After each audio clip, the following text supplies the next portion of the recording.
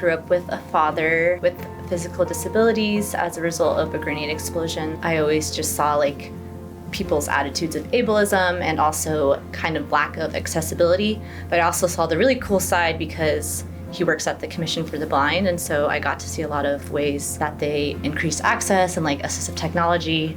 And then I also grew up with a mother who was an occupational therapist in Peru, and so those views, those worlds collided, kind of brought those in together and decided I wanted to be an OT. The biggest thing that drew me to occupational therapy was this idea of intersection of education and within the medical sphere and really addressing physical, cognitive, or social concerns with any kinds of population. I want to do something for others or like just be in the service of others in whatever way I can.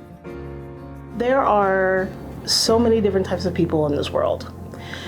And I feel as though in order to really provide appropriate care, you have to have the understanding of what someone's experience is. The makeup of practitioners is about 91% female and 84% white.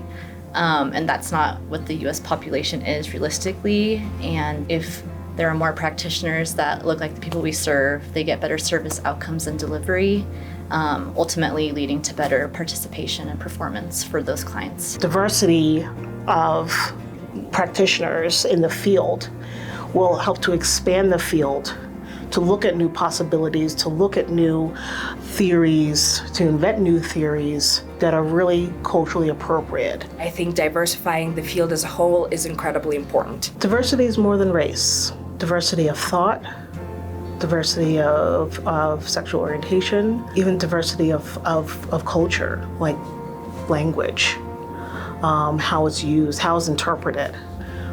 There's so many different ways to interpret that word.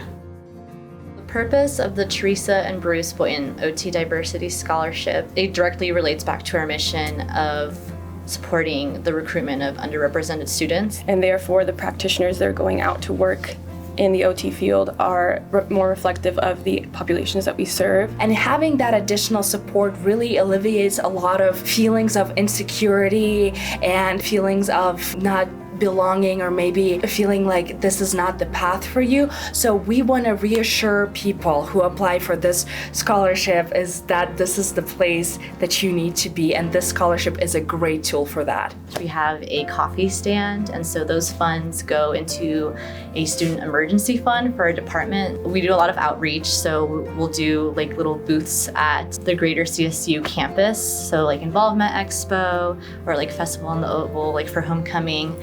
And then we also had started an open house. We are inviting a lot of undergraduate students to come and check out the department and ask questions about the whole admissions process and kind of provide an outlet and a resource for students to come to and kind of get to know more about OT. We are grateful to the Boyntons for creating this fund. You can also help grow this fund to support and expand diversity and occupational therapy with your gift of any size. Thank you.